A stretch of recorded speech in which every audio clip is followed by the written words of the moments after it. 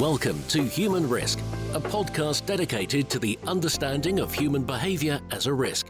Here's your host, Christian Hunt. Hello and welcome back to the Human Risk podcast. On this episode, I'm exploring the subject of financial crime. My guest, Ray Blake, is the co-host of a podcast called The Dark Money Files, which explores how the banking system is used by organised crime and corrupt individuals to launder their ill-gotten gains. Since 2015, Ray and his co-host Graham Barrow have been shining a light on the techniques used by criminals to perpetuate financial crime, and what people working in banking can do to prevent it. I'm interested in this because ultimately it's human beings that perpetrate financial crime and humans that are a key part of the fight against it. So it's highly relevant to human risk. In our discussion, we explore how Ray came to be interested in financial crime prevention, what prompted him and Graham to start the podcast, and then we look at some of the human risk dynamics that are relevant to fighting financial crime. What you'll hear are some fascinating insights. Did you know, for example, that if financial crime were a standalone economy, it would be entitled to its own seat at the G7? He also shares some thoughts on what we can do to help mitigate the risks financial crime poses. Before we begin, my usual reminder to you that my new book, Humanizing Rules, Bringing Behavioral Science to Ethics and Compliance, is coming out in March, and you can pre-order it now. If you do that, you'll get access to exclusive content and events. Links to how to do that are in the show notes. With that said, on with this show, so please enjoy my discussion with Ray Blake on dark money. Ray, welcome to the Human Risk podcast. It's delightful to be here, Christian. Thank you for inviting me. It's an absolute thrill to have you here. And look, I wanted to start with the thing I think that you're best known for, which is the Dark Money Files. Oh, yeah. For people that haven't come across it, tell us about that. It's a podcast. It's quite a geeky podcast because it looks at financial crime and issues around illicit finance. And sometimes it's about educating a general audience at quite a high level. Sometimes it's about diving deep into a technical area or a particular case. But ultimately, we've clocked up, I don't know, somewhere north of 100 short episodes on which sort of explore the geography of financial crime and illicit flows over the last 4 years or so now, I suppose. Oh, has it been that long? It really has. Well, under COVID, who knows, right? Could be decades, could be centuries. Yeah, the other BC, we did start it BC before COVID. Yeah. You and your, and I'll use this pun, I'm sure you've heard this before, you and your partner in crime, Graham, you set the show up, but I mean, what prompted that to happen? Well, first of all, Christian, I'll take issue with that description. We prefer to think of ourselves as partners against crime, but, moving beyond that, which we frequently have to do. What brought us into this mission? Well, I mean, nobody kind of goes to the career officer at school and gets diagnosed a career in compliance, do they? But, equally, I'm very conscious of the fact that origin stories don't make great superhero movies. They keep trying with Batman and Spider-Man, but they never quite get it compelling enough for me. So I'll give you the really, really quick version, which is we were involved in financial services, both of us independently in a whole bunch of roles for more years than we care to remember. We specialized in training, both of us independently. We both came to find work in regulation and regulated sales because those were growth and demand areas in the times when we were particularly active. And eventually we found an increasing demand to help firms and help other people in the financial crime arena. And we've been full-time anti-financial crime now for a number of years. Clearly, there's a lot of it going on. And so the commercial approach there, but to do what you do, and particularly I'm thinking around the podcast, you have to have a sort of, and take this the right way, geeky interest in the subject. And I wonder, what is it that sort of stimulates you to look at it? Yeah, no, I don't take that the wrong way at all. To coin a phrase, geek is good in my world. What stimulates us? Well, I think it's probably an irritation and a dissatisfaction with the way that this corner of the world works and has for a long time.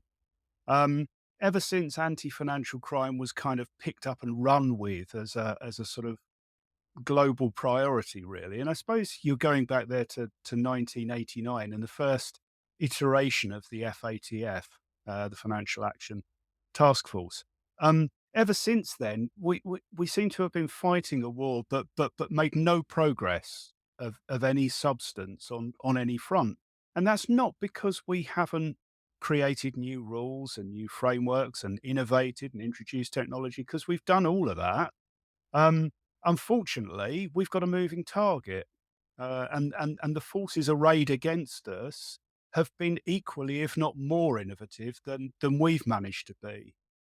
So we are fighting that traditional Cold War in a permanent state of arms race. Interesting one because I think on the face of it, right, financial crime, it's something that everybody understands on some level. And even if you've Yeah, never heard the phrase before, it doesn't take very long to explain to you what it means. So just for anybody who's listening, there's not clear, things yeah, like money laundering would be a good example yeah, of that. And so it's sort of using the banking system to commit crime, right? So basically steal money yeah. to clean money, all that sort of thing. Yeah, I'd like to go on to that clean money bit, because what some people don't actually realize is that money laundering, financial crime more widely, is where any crime has to end up if it's acquisitive. If you want to go out and you want to steal money or kidnap someone in return for a bag of cash, if you want to swindle people out of money, pretty much anything that you want to do that's criminal that results in you receiving money, you will have to engage in financial crime by way of money laundering so that you can actually safely own and spend that money as if it were legitimate in the real economy. Because if you can't, there's no point in doing the crime. So really it's the sort of plumbing or the engine room of criminality, ultimately. Very much so. Because you're right, the majority of crime is, there's money involved on some Yes. level. So what you're really looking at here, as you rightly point out, is, and that's a great description of it, is that this isn't just about people. I'll put it crudely, right? This isn't just about people stealing money off Nope. banks. This is about the much broader subject. Yes. Yeah, and you're right. Your word is a great one. This is the plumbing that underlies pretty much all criminal endeavor anywhere it happens. So the bit that always fascinates me is the numbers Hmm. involved. I mean, it's enormous, right? Huge, huge, huge sums involved, and it impacts. You might not, it impacts all of us to the extent that we can all be victims of it. We can all be, if we work in financial services, we can be participants, Yep. unwitting. Let's start there in it, and it costs a huge amount of money, and is societally very, very destructive. Hmm. So this is a key priority that you would think that governments would ought to go, well, we need to deal with this. Because if you had a spate of criminal activity that was Hmm. visible, muggings, robberies on the streets, that sort of thing, burglaries, there'd be an outcry Hmm. and people would sort of go, you need to do something about it. And we see that happening when when the police are perceived not to be on top of something, Yeah. there's always an outcry. With this, it always strikes me as being interesting that my sense is there isn't much being done because of that visibility. I mean, there's a lot, I know there is a lot being done. I'm not saying nothing's happening. But it feels less, that invisible nature of it Mm. means that it feels like less is happening. And I guess that, gives you an opportunity to sort of step in with what you're doing. Yeah, I mean, it's invisible only because it's hiding in plain sight, because it's so infused with the legitimate economy that nobody notices it and it's taken for granted. According to the UN, it's the world's sixth largest economy, just behind the UK, just ahead of France and India as a concern. So next time the G7 meet, there's someone missing, frankly. So there's this big thing there, and you've come, I'm choosing my words really carefully, but you've come across it in your Uh-huh. work. And I mean that in the positive sense of it again. What is it that interests you about this? Well, as I say, really, it's an annoyance that it continues to happen. It's not fair. I mean, to rattle out the old man cliches, I work hard, I pay my taxes, etc., etc. Um, and it annoys me that an awful lot of that effort is going into the pockets of criminals, because you're right, the cost of this um, infuse society as a whole. None of us are immune to it, even if we're not involved in a sector where we handle that money, knowingly or unknowingly. Um, our bank fees, the cost of us living our lives has got that priced into it. So you see this big thing that bothers Yeah. you.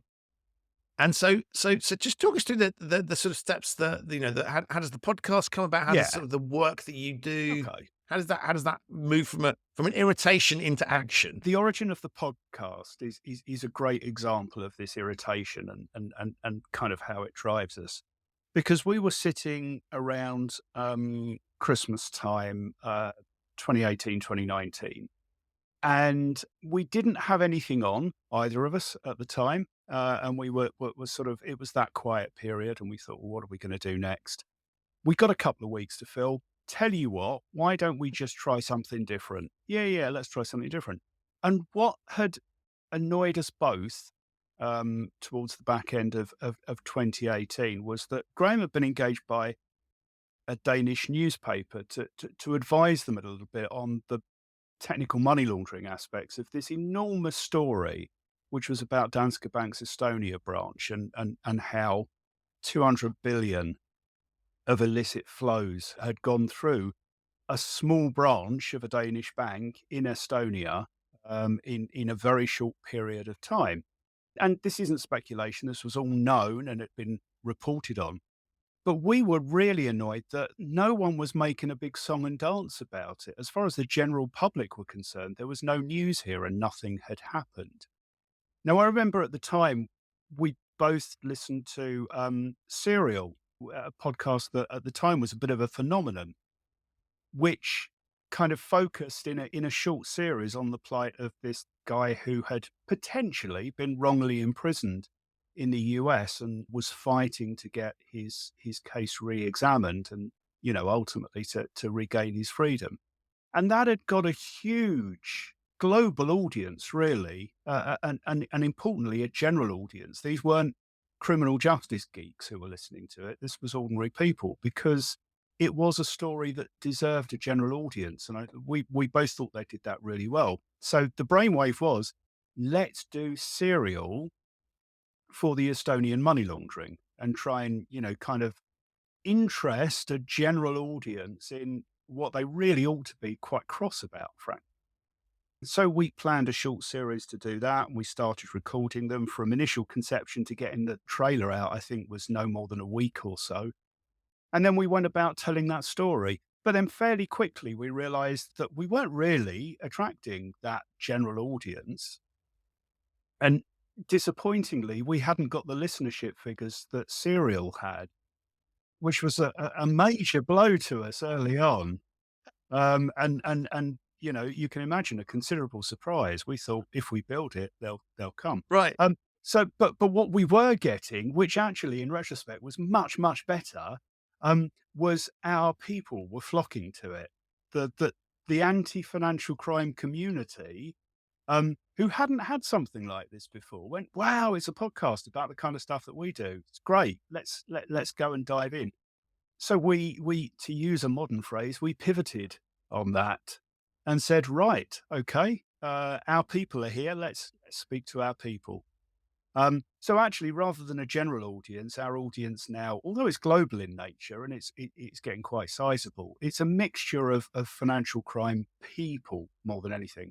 And that could be people who work in financial services firms, at regulators, in law enforcement. We've got investigative journalists who listen, and one or two, general interest people who we hear from now and again. So we did capture a little bit of our original intended audience. I love listening to it because I always learn something, right? And I don't directly work in financial crime or financial crime prevention, but it clearly, I do some of my clients are in that space, some of the projects I work on in that space. And I find it fascinating because it's this hybrid of, for me, it's the hybrid of sort of human behavior, because ultimately there's a human behind it. Technology tends not to doesn't yet commit crime of its own accord. And it's the combination of those two factors. But just for people that haven't listened to the show, just give them a sense of what might a typical episode be, to the extent that there is one. Okay. Well, first of all, you'll hear two voices in your typical episode. You'll hear my voice and you'll hear Graham's voice. You'll hear a bit of music. That's also our work. Graham wrote and recorded the music too, although he doesn't publicise the fact. Bit of an exclusive for you there, Christian. Lovely. You'll never hear another voice on our podcast. We don't do guests. I mean, I've got nothing against podcasts that have guests. Clearly, Christian. Phew. Um, but it wasn't the route that we decided to go. Um, they're short. Every episode is only about 15 or 20 minutes long. So they're little bite-sized pieces, really, because they're for working people. So, they're the sort of thing that we imagine people listening to during their commute. Um, and sometimes people stack 2 or 3 up to listen to on a long journey, which is great. Some absolute nutters, I have to tell you, have listened all the way through multiple times. These and I hope one day we can offer some sort of help to these people of a professional nature, but that will come, no doubt. Um, what can I say? Sometimes you'll hear something which is a little bit geeky and a little bit technical, and I always feel a little bit apologetic for those ones, but they seem to go down very well. Sometimes you will hear something that is a little bit more of a kind of catch up or a wide ranging session. These are the ones that I quite like because it's incredibly easy to look at the news that came out yesterday and immediately report that and give your take on it. We tend not to do that. We've done it a couple of times, but actually what we're more likely to do is to let it sit for a week or a month, let the initial reportage die down a little bit and say, okay, well, now all the noise has calmed down. What was the real import of that? What were the things that still strike us about that? And then, do a podcast on that basis. And it's always forward looking. So it doesn't celebrate misery, if you see what I mean. It doesn't say, oh, look, this bank's got done for doing this. Aren't they daft? Look at the mistakes they made. It's more a case of, actually, we can use that as intelligence to make sure that those aren't, traps that we fall into in future. If we want to make sure we don't go down those roads, what are the practical actions we can start taking now? So that's our focus always. We'll look at things that have happened, but actually the framing is forward looking always. And so in many respects, you're fulfilling a function that if you looked from outside the industry, you would kind of hope was happening anyway, right? I would like, so if I take a totally different context, right? The airline industry. Yeah. If you have a problem with an aircraft, right, not only are you required to come to the regulator and immediately talk about that, but secondly, that gets shared around. So it is in British Airways' interest to make sure that they know if, I don't know, Lufthansa has an issue, that both airlines share that information, know about it if they're operating. Any sort of read across that's useful is there. And of course, that makes a lot of sense because they are essentially doing the same thing, albeit they've got, they may have different processes behind the scenes, maybe running different aircraft, but there are lessons that can be learned. And so if I take that context where that's done really, really well, and we know that's done well because we tend not to have repeats of the same thing happening. If I looked at financial services, I would kind of expect that to be happening. I would expect information to be, particularly given the interconnectivity of the industry, where money is transferred between them. There's the reputation, and in the same way that airlines, there's if it feels like air travel is dangerous, that impacts everybody. But implicit in what you're saying is that that there aren't necessarily the fora where that happens, and that's allowed you to step in. Is that a fair comment? Yeah. I mean, there are some, and in the UK, the regulator, the FCA, has actually been quite forward thinking in this and has set up initiatives that are now being, copied in other places around the world, like the Joint Money Laundering Intelligence Task Force, JIMLIT, which is where they can bring together a number of influential firms within financial services and share intelligence that they wouldn't otherwise normally have access to collectively. And they can kind of share industry-wide risks and developments and so on. And that's really useful. There are all sorts of initiatives. The kitchen is incredibly well equipped if somebody wants to go and invest the time in learning to cook and practicing cooking in that kitchen. What we're a little bit like the well-meaning celebrity chefs who kind of go into that kitchen, cause a little bit of chaos, but ultimately, I hope, help people make some of these connections. In an ideal world, you would have teams of consultants running around doing all of this, connecting people, joining the dots for them, and everybody involved would be quite happy to pay for that to happen. Until that time arrives, it is something that, we're happy to do for love rather than money. And just as we sort of think as some of the lessons that one can learn. Talk us through Mm, sort of example of the sorts of things that you're sharing, because the more I reflect on it, the more I'm kind of like, well, it's so obvious this should be happening, and you've almost adopted a kind of community spirited approach, right? If I took sort of neighborhood watch logic yeah. of sort of, look, we ought to be aware there's Yep. there's a suspicious thing going on here. All the shopkeepers in that neighborhood, all the people living in that neighborhood ought to be aware. So you've taken the spirit of that kind of community thing that we see. I don't know, people with interest in stamp. Again, not comparing the two things, but stamp collecting or something else. We'll get there. So we sort of see that Mm. community spirit. But what would be an example of something that you sort of would be sharing amongst the people listening? Well, an episode that we designed and put out recently was a look at some of the cases that came out of different regulators around the world last year that actually, when they came out, had probably gone under the radar because the fines weren't huge or record breaking.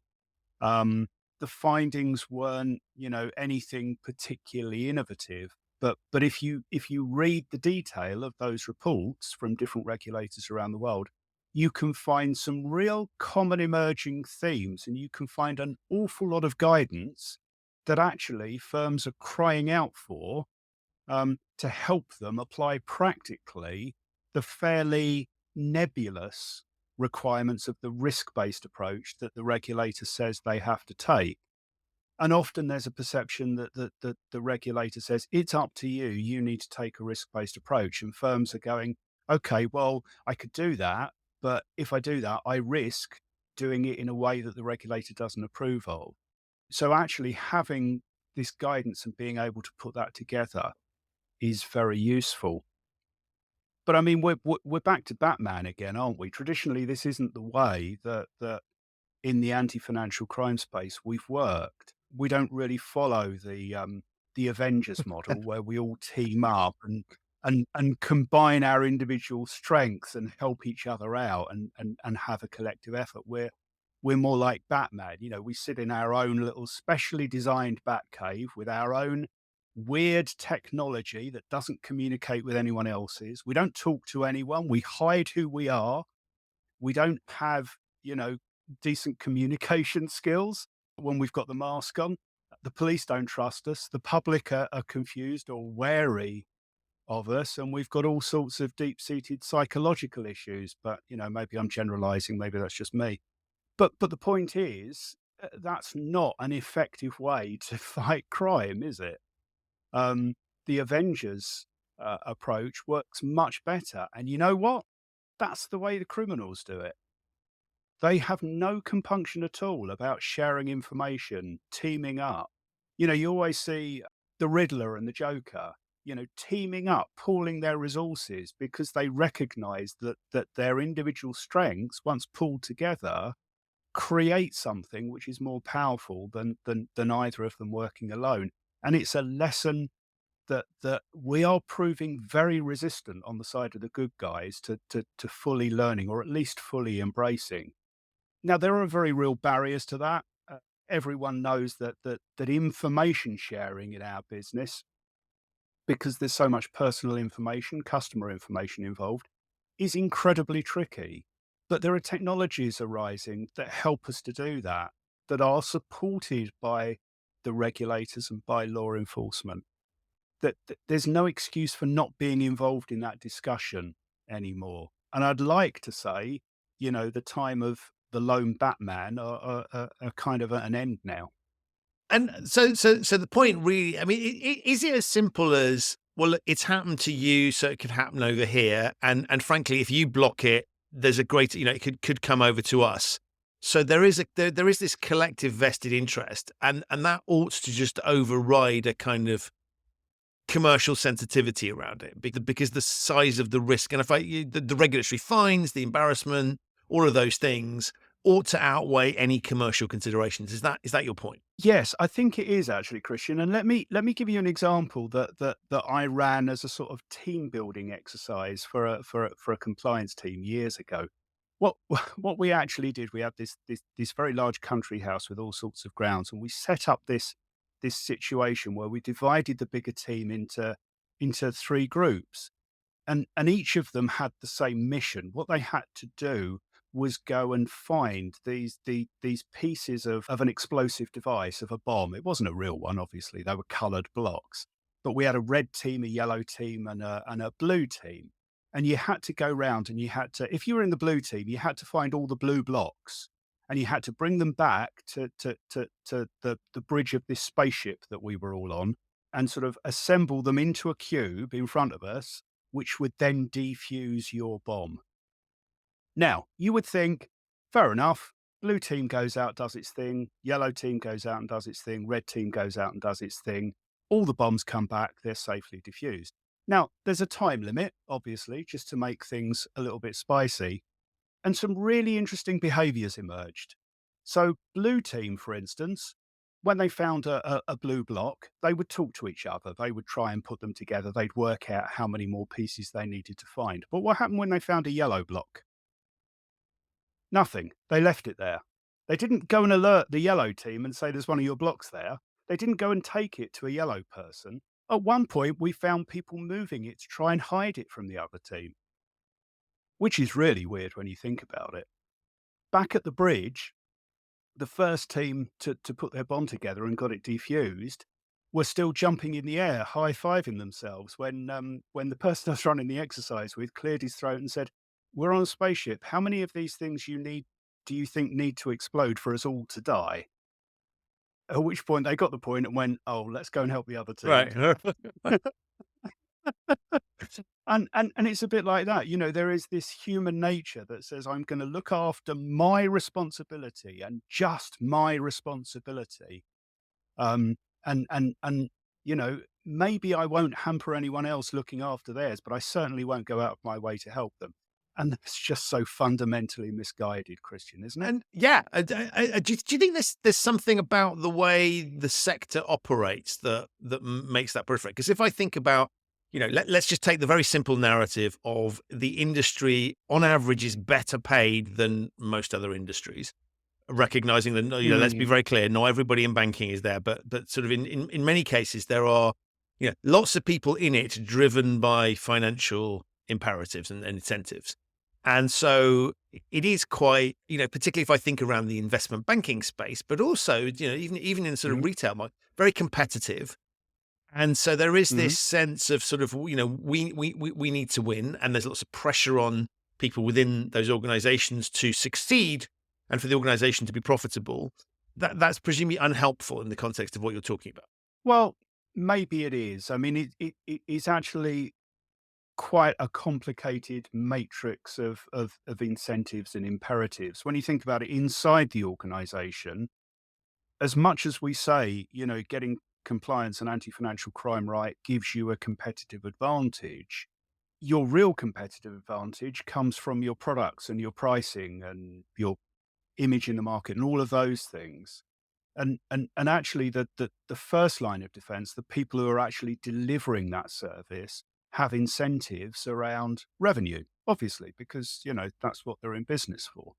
The compliance team have incentives that often completely ignore revenue and are actually all about risk and reducing the risk of the organization. So even within the organization, between those two groups, there is a tension. Now, you know, not all tension is bad. That's a necessary tension. Drives each of those departments to make sure they maximize what they're there to do. And that's absolutely fair.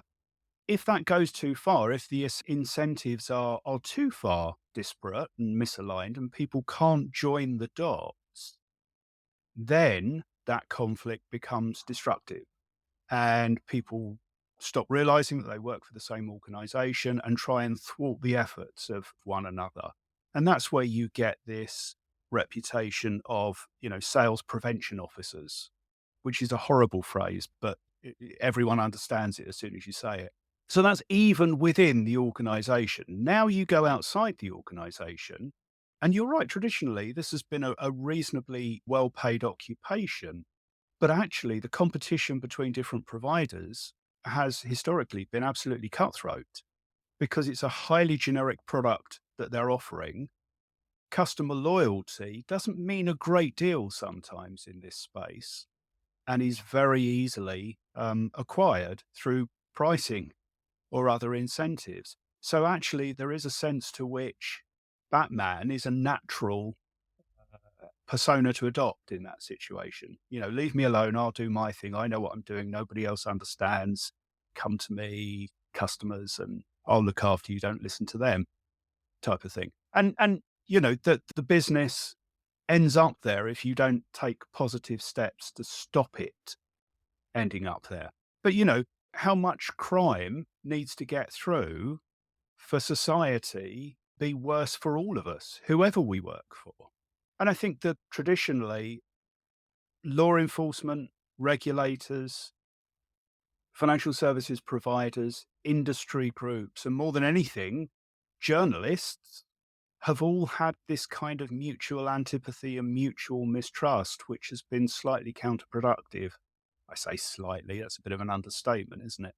I think the lovely thing that I like when I look at the listeners to our podcast is that all of those constituency groups are well represented in our listeners because they all have a stake in the outcome to this fight and they all have a part to play. And, I don't want to be too grandiose about this, but I think we'll have fulfilled a very important mission if we encourage those people, those constituent groups to talk to one another.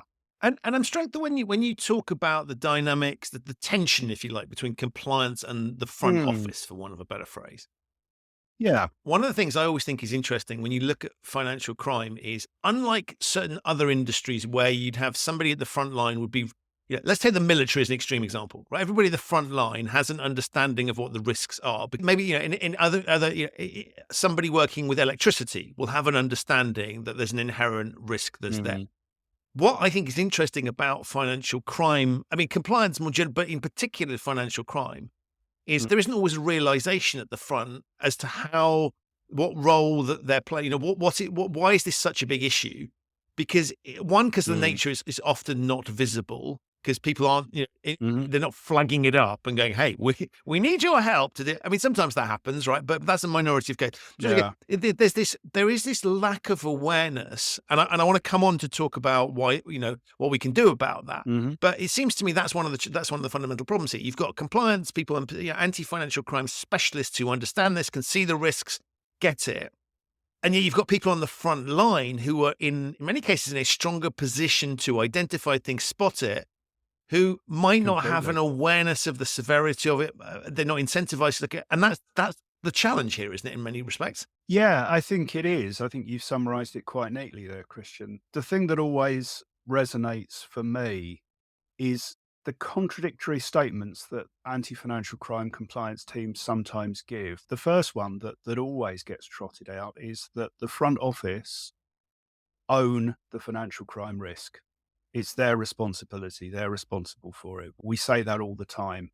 And then the second thing is when the front office say, great, so we'll handle it then. Let us do this, let us do that, let us do that. Compliance say, oh, no, you can't do that. We have to do that because, we actually understand it. We operate the controls. You go, well, we can't have it both ways. Either you own the risk and you control it and we help you, or you don't own the risk. We own it and then we can continue to have all the control we want over it. You can't give away ownership and also retain responsibility. Right. Yeah. And it is. Or is it the other way around? Give away responsibility and retain ownership. Whatever. They need to travel together is what I'm saying here. Chris. Right. So you can't, I mean, it's a simple thing of like, don't blame me when it goes wrong, but not allow me to try and be responsible for putting it right. Fantastic. It's how I looked at it. And the second bit that struck me is then, okay, so you look at that problem And of course, I always sort of jokingly say, well, look, we know that people in the business are generally not interested in compliance. And all the compliance people go, shocking thing to say. And what I mean by that is they're not the vast majority of them not setting out to do the wrong thing, but they're not passionate about compliance, because if they were, they'd be working in compliance, right? Mm-hmm. They're probably they just want to get through their day, do their day job. And ideally they'll do it in a manner that won't get them into trouble. Right. Mm-hmm. And the ideally bit is there because if you can make a bit of money by potentially bending the rules a bit, maybe you'll do that. But they sort of, this is not something that's preoccupying their minds all day long. They've got other priorities there and other pressures on them. And so how do we get them to think about that? And one of the things that always strikes me is that in many cases, the way that happens is, if I take money laundering as a good example, what we do is we say to people, okay, right, money laundering, well, we need people in the front to help us spot this stuff because we can't be everywhere. And they're the ones that are face-to-face contact. They might spot suspicious things. So what we're going to do is we're going to teach them about money laundering. This is how money laundering works. And then you get quizzed on what are the 4 stages of money. And it's almost like a lesson in how to launder money, as opposed to a lesson that really reflects the fact that we don't want people in the front office to be money laundering experts. We want them to have enough knowledge to be able to clock and then know when it's appropriate to report things and get help and when things look suspicious. I always think there's a disconnect between what people in the front probably need to know and what it is perceived they need to know. And that all, the things, what training will look good in front of the regulator to sort of tick the box, as opposed to, what is it they need to be aware of? Yeah. And you know what? In many ways, we're the wrong people to answer that question. The people to answer that question are actually the front line. Compliance training is designed by compliance people. And too often it's compliance people who don't understand the world, the concerns, the incentives, the surroundings, and the operations of the front office, which is why you get training that says, the stages of money laundering are This is the one that kills me every time. placement. Yeah, exactly. Placement, integrate. Yeah. Well, nonsense. They may be, they may not be, but why do we need to teach people that? The reason we need to teach people that is we're teaching them what we need to know, not what they need to know. And the reason we have to do that is we don't really understand what they need to know and know their world. So talking to an MLRO, a money laundering reporting officer in a firm just last week about this.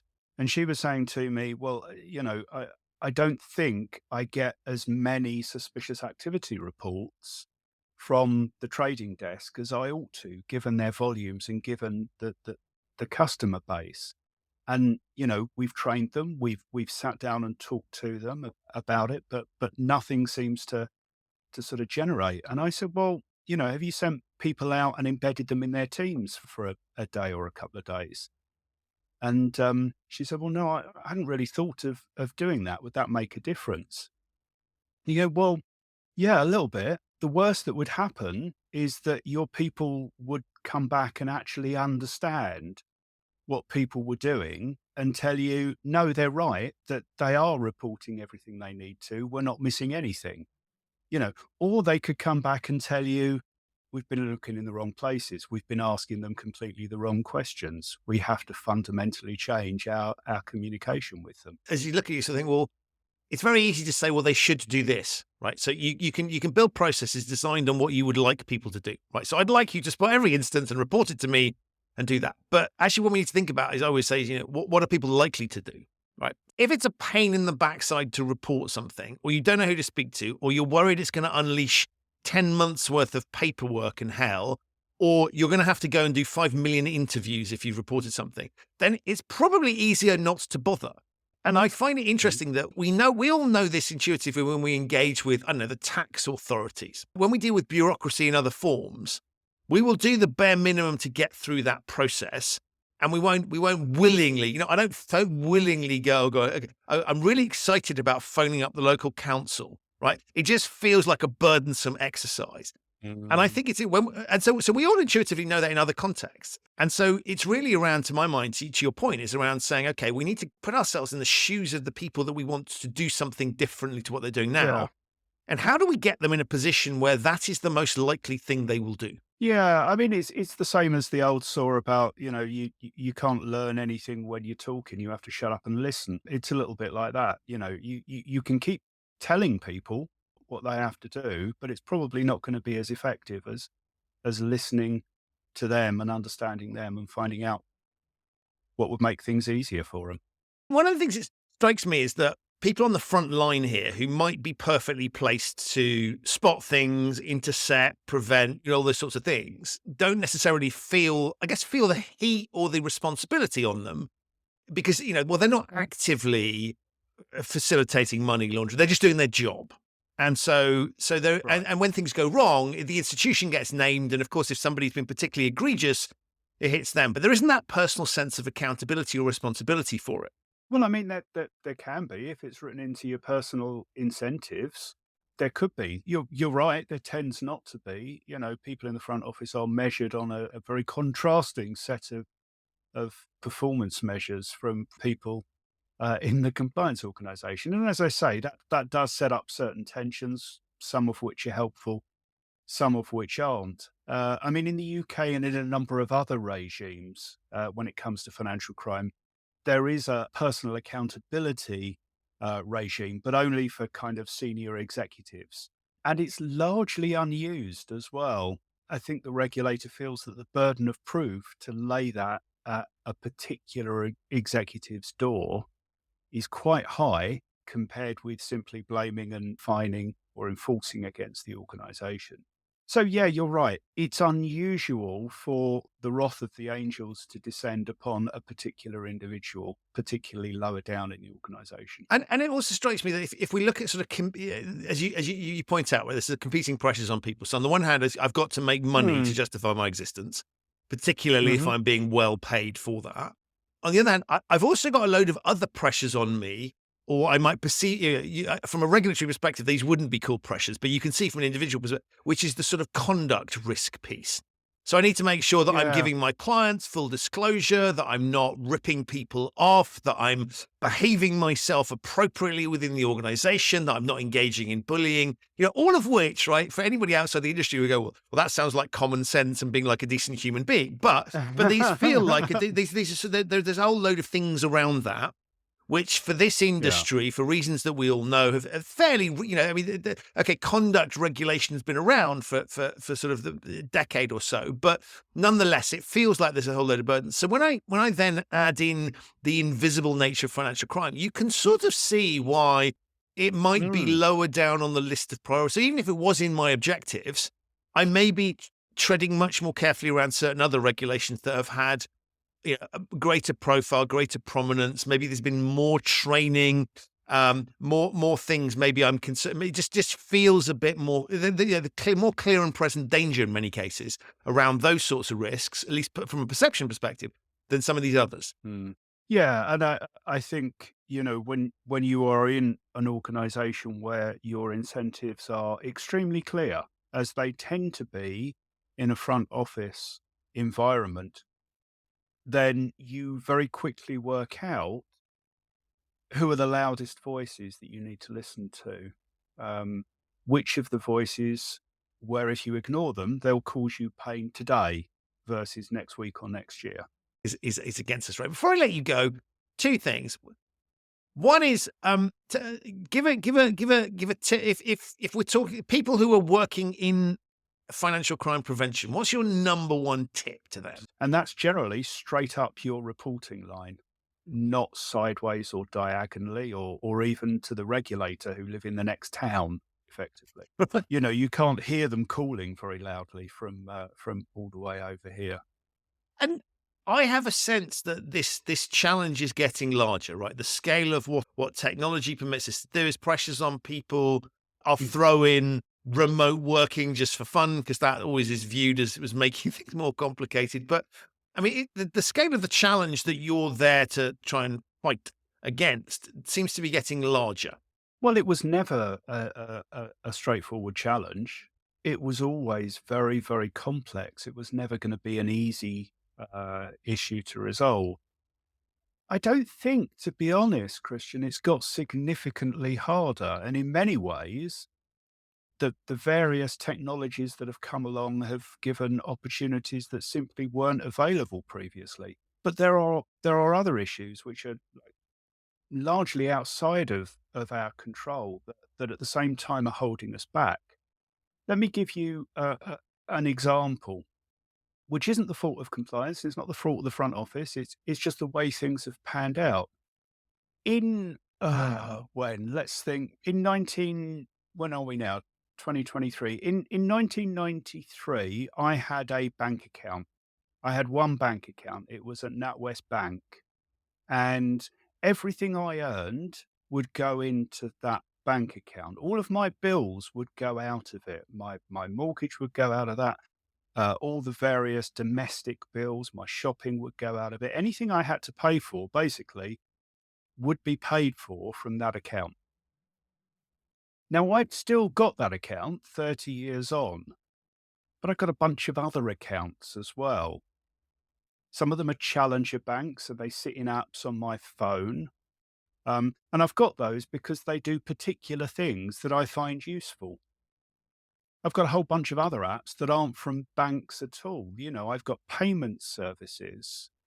I've got savings plans outside of the bank. I've got, I mean, I haven't, but I could easily have a crypto wallet as well. In 1993, if NatWest had had the technology that they have now, they could have looked at an incredibly insightful picture of everything in my financial world. Technology that we have now applied then would have made transaction monitoring foolproof, pretty much. Now, unfortunately, that they've got that technology, NatWest doesn't know very much of my financial life. There are these big chunks of it that are missing because I'm doing those using other services. So this fragmentation of all of our financial lives is making the job of transaction monitoring for individual organizations much harder, at the same time that the technology is making the actual process much easier. It's one of the great ironies in our world. So, as I say, I don't think the challenge is getting much harder, or to put it another way, the challenge is changing in nature. Lots of things are becoming much easier because we're solving problems and challenges, but new ones are cropping up. Never been easy. It probably never will be easy.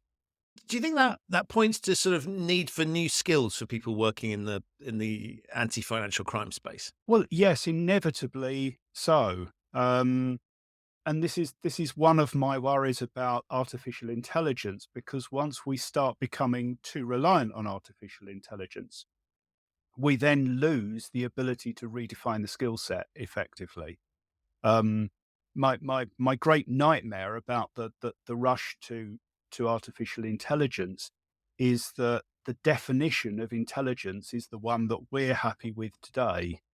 Um, and unfortunately, we are unleashing, or we risk unleashing, um, this army of machines that are doing the wrong things incredibly efficiently, because we're basing what they do on what we're doing. Right, and it sort of feels like a logical solution to the problem, right? Which is we'll throw more technology at it, because Yeah. particularly where banking is now a digital product. When Hmm. we talk about money laundering, yeah, sure, there are people bringing in, large sums of cash to do things, in part to get off Hmm. the digital radar, but Hmm. there's a heck of a lot of it going on in the digital space. So the natural solution is there, well, we've got to use technology to fight what is in essence a digital problem. And therefore, to your point, is Yeah. what are we unleashing the right tools, and what are the humans going to be doing alongside that? Well, so the role for humans for me is really clear, but this isn't a discussion that we're really having at the moment. Let me illustrate that. The whole approach prior to the introduction of machines was, let's do the minimum we need to onboard a customer. Let's know what we need to know. Let's tick off the points. Let's verify what we need to, so that we know enough about them to be able to say, yeah, they're not a criminal. They're fine. We'll look after their business. Then when they start transacting, we'll look at anything that seems a bit odd, that seems not what we were expecting. But of course, because we only know the customer as well as we have to say, yeah, come on, come in then, because that's quite expensive. We get a lot of those alerts because lots of them we could have avoided if we'd known the customer a little bit better. But that's expensive. So we'll get loads of alerts. Now we've got the problem of having a large pile of alerts, many of which, if we start investigating, we'll find we're absolutely fine and we can close them down. And a very, very small percentage of them might be the ones that we set the alerts up for in the first place, the ones that represent genuine suspicious activity that we have to do something about. So bear in mind what we've done here. We've said this front end process we'll do as cheaply as we possibly can, which means that we have a problem, but that's not today's problem. That's a problem later down the line, that we get more alerts than we need to. So now that we've got more alerts than we need to, we'll get extra people in to wade through all of those alerts and find the ones that we really need. So guess what? The main focus of the technology that's being introduced is the main focus of the technology that I see being sold now is aimed at reducing your false positives by looking at that large pile that you've generated and getting rid of some of them for you. Now, is it me, or would it be more effective not to create that large pile in the first place? And that's the bit that you need the people for. You need the people to know the people that you're dealing with, to get insights into their financial lives that go beyond a mere ticking the box exercise that says, you are my customer, you're valuable to me. I know how you and your financial life should be working. So actually, it's very, very easy for me to say, that's okay, that's okay, that's okay, or hang on a minute, this one doesn't make sense. And it's going to be way more effective to do it that way. We have a whole industry at the moment in transaction monitoring, which says, I want to get more comfortable with your transactional activity. But the problem is, we only want to get comfortable with your transactional activity when something makes us uncomfortable about your transactional activity. If we started with that aim, I want to be comfortable first with your transactional activity, we could shortcut that whole mountain and that whole industry of discounting false positives, because we would not create them in the first place. That's really interesting, and I'm thinking, having sat on the inside of a bank, you're right. It's that we've got all these alerts, and we need to do something with them, and it's sort of Yeah. and if you were to look at it in physical form, it would just be a pile that the in tray would be mounting, right? You'd be going, we've got to get this in tray down to a normal sort of level, and I think there is something fascinating in what you say about let's not. One is the positive spin on it, and I think that's really interesting because you're right. It's whenever I feel like there's an intervention from a financial services provider as a customer, it tends to be like, here's an extra process I have to go through. Like something's happened that is bureaucracy. That is not taking me any further. In fact, it's impeding me. Maybe it's a transfer I can't make, or it's a payment that's been queried that I've made it's somewhere I go regularly and suddenly I make a payment and it flashes up and I'm like, why the hell? All I want to do is buy a train ticket, whatever it is. Right. So it all sort of feels negative. And you're right. In the positive, there are very limited positive interventions. It almost feels like the negatives are very targeted. The positives are very crass and sort of, I get marketed things I don't need. And you've put your finger on it there, because the controls, Christian, are reactive. They kick in only when the bank absolutely has to do something. Whereas proactive controls that actually took time out when there wasn't a sense of urgency, when something didn't need to happen to unlock a transfer, for instance, could be going on in the background and could actually create huge wins down the road. But because we don't earn those wins today, we're not going to do it. I'm really intrigued by the sort of, as you point out, the fixes is we're sort of accepting the structure. And we're going, we need to fix the thing and what you're pointing at is to say, actually, there's a different way. Let's just change the structure. Yeah. And let's think about more, and let's I guess, right, it would make the onboarding process a bit more complicated. But the bit I find Mhm. interesting is the onboarding process in many cases is complicated anyway. If I looked at it from a customer perspective, it probably ought to be a little bit of a pain in the arse to open an account, right? It should be able Mhm. to do it instantly. So there's an opportunity where the customer is already in that state of, I'm in a bureaucratic moment. And you can make it slick as you like, but Mhm. nonetheless, there'll be loads of questions. If I'm already in that state, a little bit more is not going to be a major problem. But it doesn't even have to be perceived as any more by the customer. I mean, my problem is, I think, the way that organizations treat onboarding as something that happens in a fixed point at a fixed point in time that is a hurdle to entry into the organization. Then once someone is in the organization, that's finished. Now, bearing in mind that you want that person in your organization and selling them services for, I don't know, 7, 8, 9, 10 years, 30 years even, it seems extremely penny pinching to say, well, we'll minimize the cost of that and we'll try and do it in 24 hours or in 48 hours there, and never really revisit that unless something happens that means we absolutely have to. Well, why stop learning about your customer once you've invited them in? Keep learning about them, because the more you learn about them and the more often you learn about them, the less friction you're going to have throughout the relationship. But that doesn't seem to happen right now.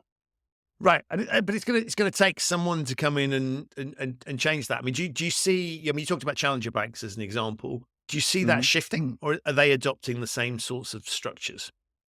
Yeah, no real sign of anyone at the moment fundamentally changing the model around in that way. Hopefully, someone's listening and feels inspired. But I think, but it's an interesting observation, right? Is if you're coming into that space, the sort of traditional approaches tend to be, we'll just do, this is the way things operate in this industry. And so you'll recognize some inefficiencies. But what you're talking about is quite a fundamental shift.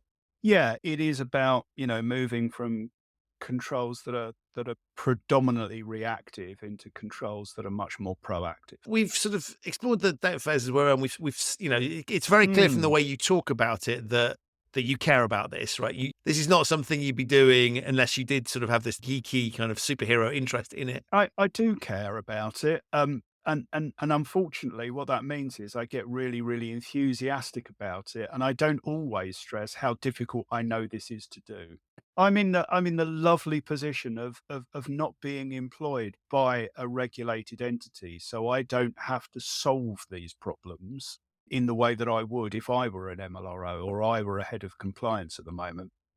In the meantime, I can just talk at a high visionary level and let people work out how to actually do it. But I think that's a valuable function, right? Because you're doing it from a perspective of understanding the topic, right? So you're not looking at this thing and go, these organizations are awful and blah, blah, can't trust any, right? You're looking at it saying, I understand that, but that doesn't mean that we can't try and set ourselves challenging targets, and we can't try and paint a path that is, I mean, it's technologically realistic, right? So it's not Mm, impossible. You're not sort of painting a vision of something that's not feasible, but it requires quite a big transformation, and there will be, people will have to change their approach. It requires a shift in business model. It requires investment. It's not, as you say, it's not obstacle free, but nonetheless, it's not fantasy land, right? This could happen. absolutely. And I like to see the best in people. I don't necessarily like to see the best in organizations, because I think organizations are generally amoral. I think that's their fundamental nature. My optimism, I invest in people, because I've never met a person who woke up in the morning and said, I want to do a bad job today. I want to, uh, I want to let people down. I don't want to pull my weight. I just want to do it by the numbers really, and not engage in the work. I've never met someone like that. Everybody goes to work well intentioned, and I think organizations are sometimes very bad at getting out of the way of that. Right. And in fact, I'd go a bit further than that. And I'd say I think often they sort of stymie people in that objective, right? They put structures in place and Mm, incentives in place that deflect people from that original intent. And so, making it harder. And so sometimes, it's not, I don't think necessarily that it turns good people into bad people, but good people No. can be persuaded, influenced, if we want to push it, forced into doing things that actually, if they could step back and they had freedom of choice and they could see that, you might get a different outcome. And so I think you're right. I mean, I talk Yeah. about corporates as being large destroyers of human capital, by which I mean forcing people to do things they're not good at, forcing people to do things they don't necessarily agree with, forcing people to spend time in pointless meetings and doing processes that don't really deliver anything that are performative, and so on and so forth. And so I think you make a good point. I think it fundamentally, it's a very acute challenge given the nature of the subject that we're talking about. Yeah, absolutely. I think, a river will find its own way to the sea if you leave it alone, and it will do so incredibly efficiently. But if you start trying to dictate its course, you have effectively written a blank check, because you'll be trying to maintain that forever as it works against you and tries to do its own thing, which is actually the right thing. Fascinating. I could keep talking to you forever, but time is, as often happens in these podcasts, is against us, right? Before I let you go, if we're talking people who are working in financial crime prevention, what's your number one tip? Learn more about criminals.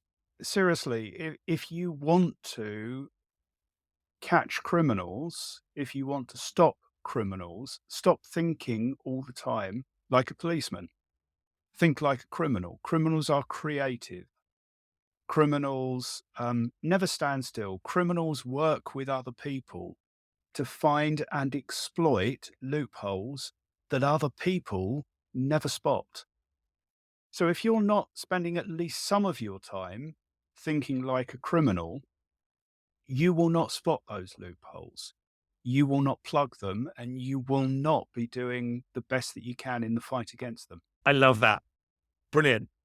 Absolutely fantastic note on which to end. Ray, thank you so much. One, for the work that you and Graham are doing, because I think it is adding something. It's done with a glint in your eye and a passion that's clear from the way you talk about it, which I think is really important, right? Because it is a subject that could be dull and sterile, and I think you bring something that's human to it. That's very kind of you. Enthusiasm and the energy, and your social media content and more broadly is also worth following. So I will put links to all of those things in the show notes. But above all, thank you for coming on to the show and entertaining and enlightening me as well as my listeners. Oh, it's been great fun.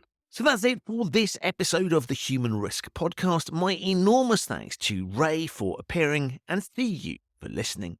To find out more about the Dark Money File podcast and the other work that Ray and his co-host Graham do, have a look in the show notes. There are links to both of those there.